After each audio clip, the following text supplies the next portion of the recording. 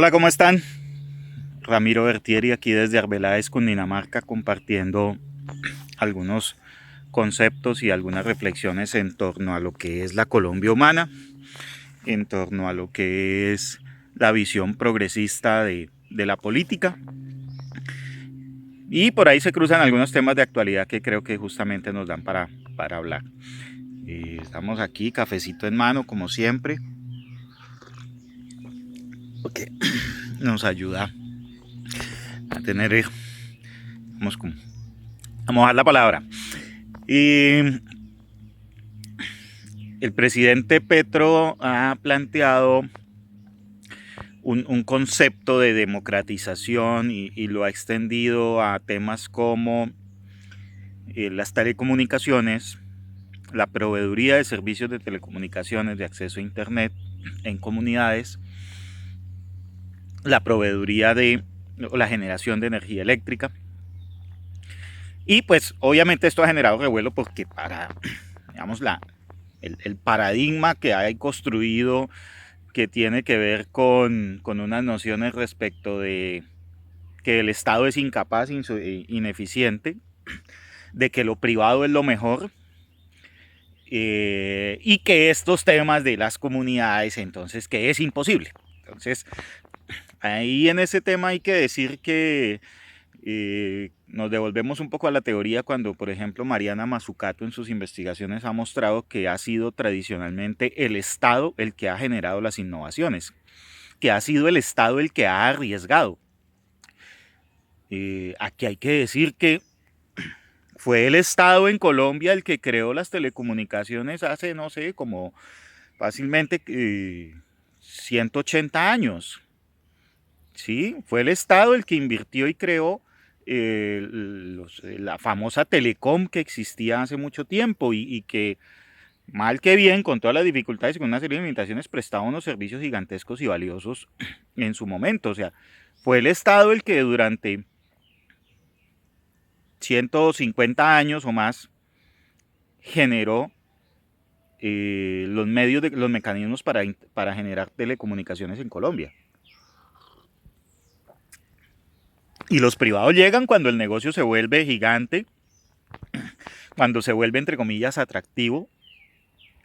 Eh, pero fue el Estado el que arriesgó, fue el Estado el que montó esas antenas parabólicas para transmisión vía satélite que hay en el municipio de Chocontá, ¿cierto? Entonces, eso es uno.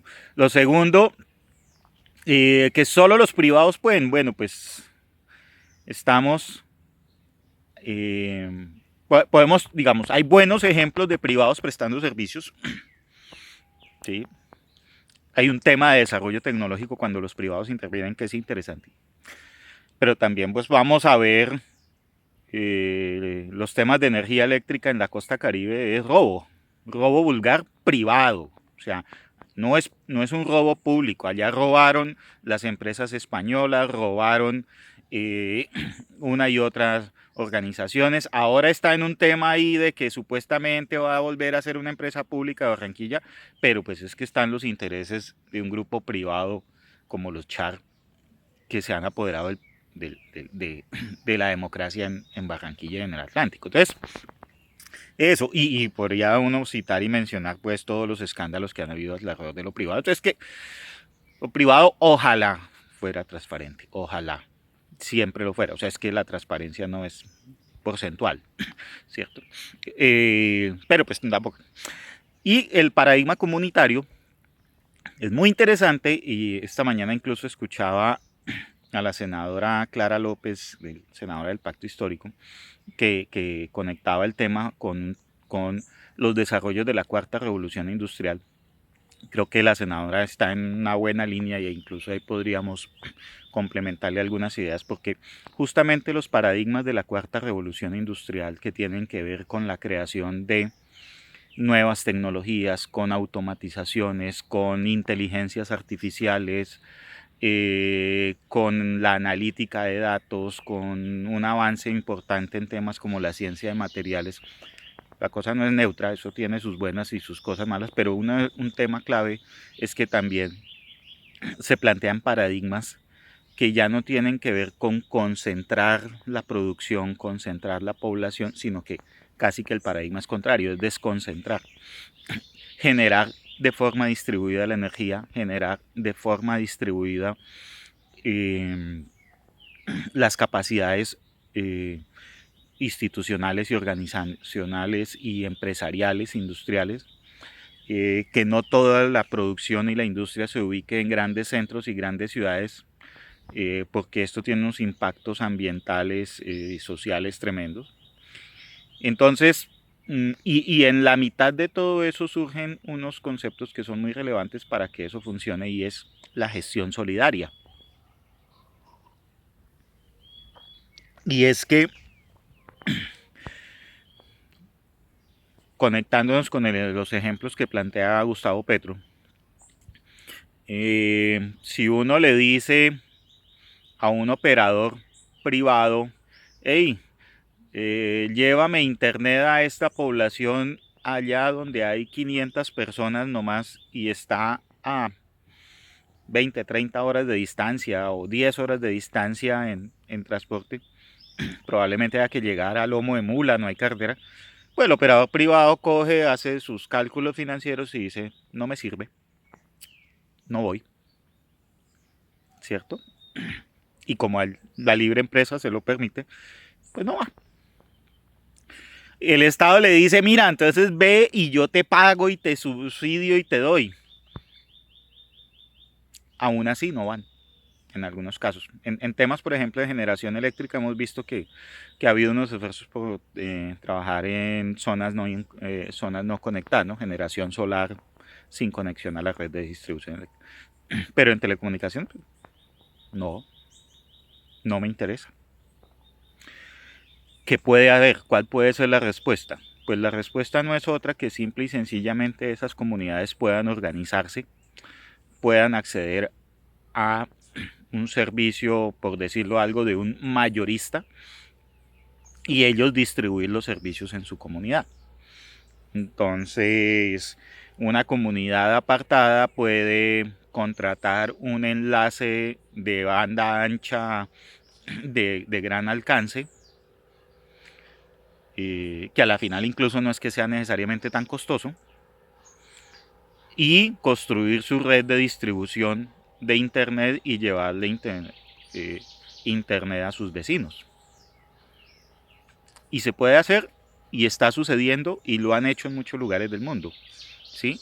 Entonces eso no se lo está inventando Petro, ni siquiera está construyendo un paradigma nuevo, realmente es un tema que tiene mucho que ver justamente con estos temas del desarrollo tecnológico. Ahora, que el Estado puede ayudar, pues a ver, si el Estado construyó las telecomunicaciones en este país durante 150, 170 años, y luego se las entregaron a los privados para que ganaran plata, que alguien nos explique por qué éticamente el Estado no puede apoyar a una comunidad para que desarrolle sus capacidades y preste su propio servicio. ¿Qué puede suceder? Claro, que digamos que en los territorios más apartados esto sea una buena solución y funcione y no haya tensiones, porque finalmente al privado no le interesa ir allá. Pero puede suceder, y de hecho está sucediendo en diferentes lugares del mundo, que en territorios donde el privado tiene negocios, la gente también se organiza y pueda proveer sus servicios. Entonces ya existen, por ejemplo, muchos lugares del mundo en donde se está trabajando que, por decir algo, un conjunto de apartamentos monta su propio internet.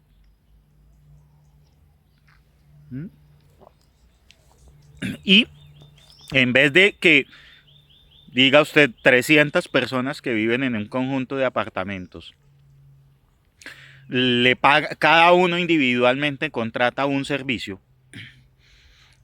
incluso probablemente por la naturaleza de su actividad tienen el internet del apartamento y los datos en cada uno de los teléfonos celulares que usan, lo cual cuando usted hace las cuentas eso termina representando un costo altísimo para las familias. Y todos los vecinos del conjunto se organizan y contratan un gran enlace de internet y distribuyen esa señal en sus apartamentos del conjunto. Y eso típicamente tiene un efecto en el costo tremendo. ¿Por qué? Pues porque el diferencial de valor entre distribuir ese internet hoy, pues se lo están ganando los grandes operadores. Por eso los grandes operadores contratan vendedores para llamarlo a usted y venga, cámbiese de operador, venga, le ofrezco un mejor plan, venga, le ofrezco la fibra, el triple play y el cuádruple play. O sea, yo creo que casi todos los días probablemente recibimos llamadas o mensajes de texto ofreciéndonos cambiarnos de un operador a otro. O sea, tienen, y esos vendedores no lo hacen gratis, ellos ganan comisión porque ese operador le interesa atraer clientes. Y entonces empieza a jugar todo eso. El operador pues gana de diversas maneras.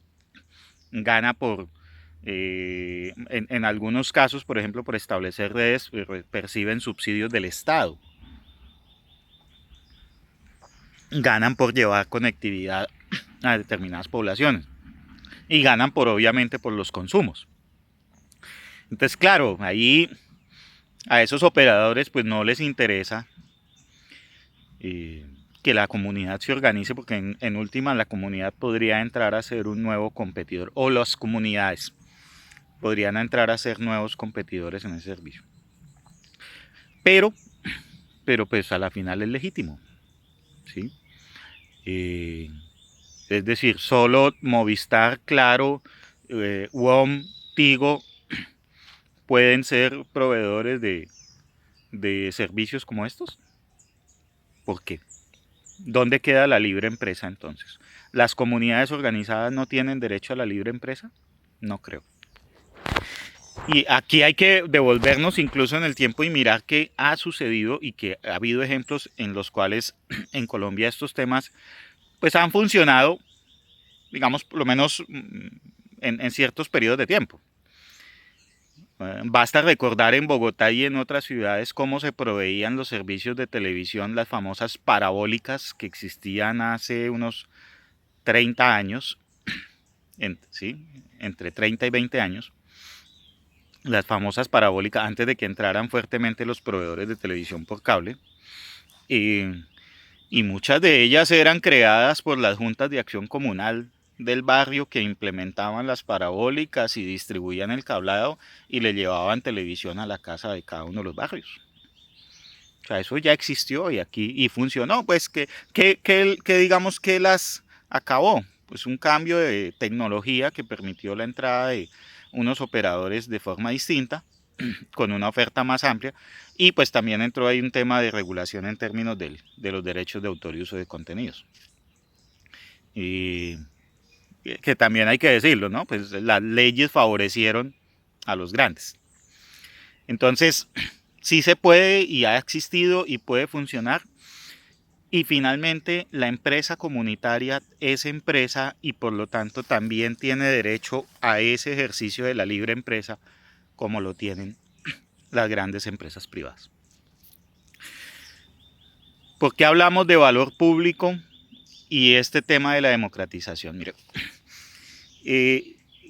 cuando les hablaba del valor público y les hablaba de que el valor público se instrumentaliza, se lleva a la práctica en función de unos servicios que provee el Estado, de una confianza que el Estado construye y de unos resultados que efectivamente el Estado muestra que es capaz de generar, independiente de que en esos servicios, confianza y resultados, el Estado, digamos, el Estado, no el gobierno, no la institución de gobierno, ¿sí? Es decir, el Estado en su conjunto se movilice a mostrar que articula inversión privada, articula iniciativa comunitaria, articula la acción propia de las instituciones del Estado, ¿sí? Entonces, cuando hablamos de esto, ¿qué es importante? Que para las comunidades, que entonces, por ejemplo, variables clave que son relevantes y que nos determinan que existe valor público. Uno, que existan los servicios. Es decir, que exista el servicio, el acceso al servicio de salud, que exista el acceso al servicio de telecomunicaciones, que exista el acceso al servicio del agua potable, que exista el acceso al servicio de energía. Agua potable, por ejemplo, es un caso de esos en donde el trabajo comunitario en Colombia ha tenido un impacto gigantesco, ¿no? Digamos, las grandes ciudades son del interés de grandes empresas, pero aquí en la vereda lo que funciona es el acueducto veredal, y el acueducto veredal es una empresa comunitaria, ¿sí? Entonces también, o sea, tal cual como funciona el acueducto veredal, podría funcionar la empresa generadora eléctrica veredal o la empresa de telecomunicaciones veredal. Ya digamos, el tema es si la relación financiera da, pero, pero la evidencia, por ejemplo, de que la empresa comunitaria puede y debe existir es, por ejemplo, los acueductos veredales. Servicios. Que existan esos servicios es una misión del Estado. Que esos servicios sean prestados en unas condiciones que generen confianza para el usuario. Entonces, que no vaya a haber abusos, que no vaya a haber posiciones dominantes, que no vaya a haber discriminaciones, ¿no? Entonces, porque de pronto la empresa comunitaria llegó a ser manejada por alguien o gerenciada o dirigida por alguien de determinada corriente política y entonces él decide cortarle el servicio a los de otra corriente política. Eso no debe pasar, pero hemos visto, particularmente visto que sucede, ¿sí? Aquí en Arbeláez escuché el caso según es un presidente de Junta de Acción Comunal que le dijo a su vecino que le tocaba callarse 4 años porque él era oposición y que como él había ganado la elección de Junta, entonces que hiciera oposición callado, o sea, más o menos le dijo así, lo cual es un absabrupto. Pero pues justamente de eso se trata, porque también, así como los privados cometen abusos, pues también hay que prevenir que no sucedan abusos, por ejemplo, en las empresas comunitarias. Que haya confianza. Confianza además en otros temas que tienen que ver, por ejemplo, con calidad del servicio. Es decir, por más de que una empresa sea comunitaria, el servicio no puede ser prestado de forma chambona, ¿no? Debe tener calidad, ¿sí? Porque si no hay un nivel de calidad, entonces la gente dice, ah, no, como eso funciona y no funciona, yo prefiero contratar con el privado que me asegura un nivel de servicio, ¿sí? Entonces ese tipo de cosas. Y finalmente, la generación de valor público se expresa en unos resultados que tienen que ver, por ejemplo, con los impactos que pueden tener la prestación de esos servicios públicos en la calidad de vida de la gente. ¿Sí? El impacto, por ejemplo, de la conectividad en los niveles educacionales de los niños, la posibilidad de estudiar, los niveles de generación de energía eléctrica, el acceso a la energía eléctrica, por ejemplo, en temas como la preservación de alimentos, la posibilidad de industrializar productos agrícolas teniendo la energía,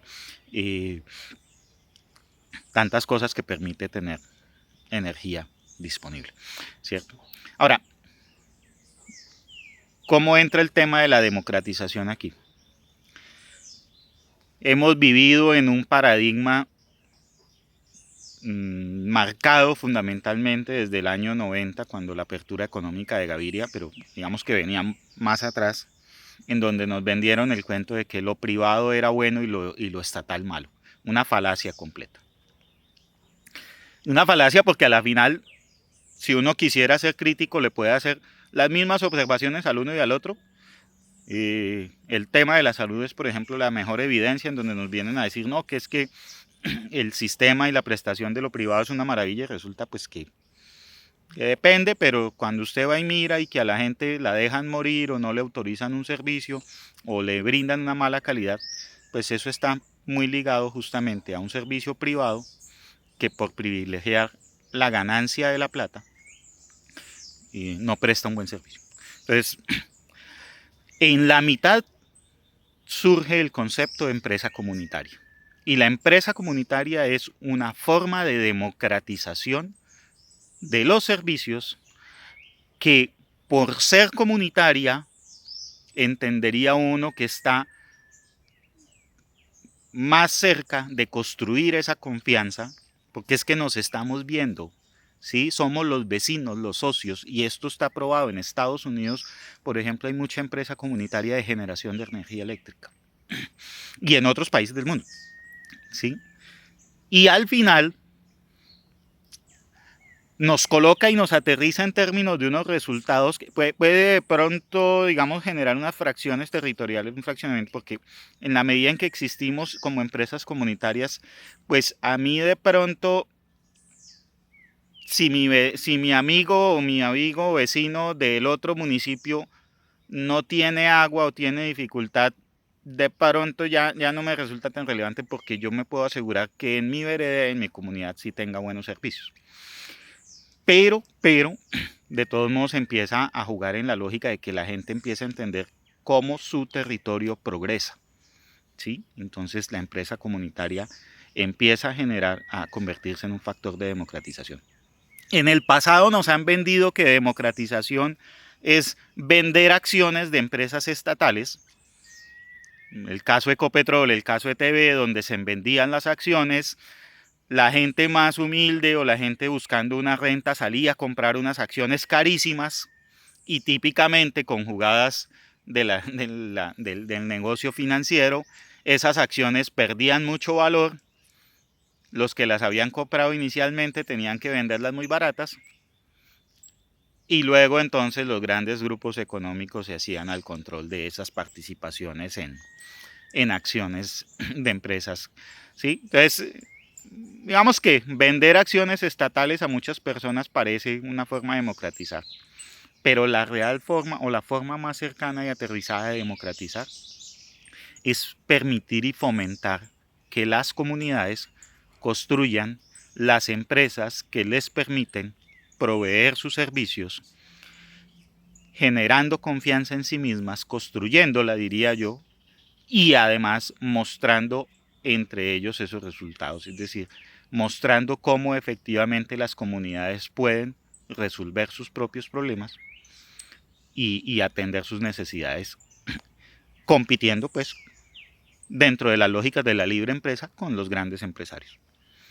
Esto hoy es posible gracias a los nuevos desarrollos de tecnología. Tal vez hace 20 años era complicado, tal vez pues hace 150 años era imposible, pero hoy es posible. Y de eso es que, digamos, en esa línea podemos trabajar. ¿Qué reto tenemos? Empezar a trabajar también desde nuestras comunidades para ser capaces de construir esas proveedurías de servicios que no solo se restringen a temas como energía o telecomunicaciones. Insisto, ya existen, por ejemplo, un ejemplo clave que son los acueductos veredales en este país, con todas las dificultades que quiera. Pero la labor que hacen los acueductos veredales en Colombia es gigantesca y es tremendamente efectiva. Los distritos de riego comunales, o sea, muchas organizaciones comunitarias que han mostrado que son capaces de generar valor, incluidas por ejemplo también las juntas de acción comunal. Bueno, hoy me extendí de nuevo, pero de eso quería compartirles, entender que democratizar los servicios en últimas es parte de esa forma de construir una economía comunitaria que nos permita transformar este país.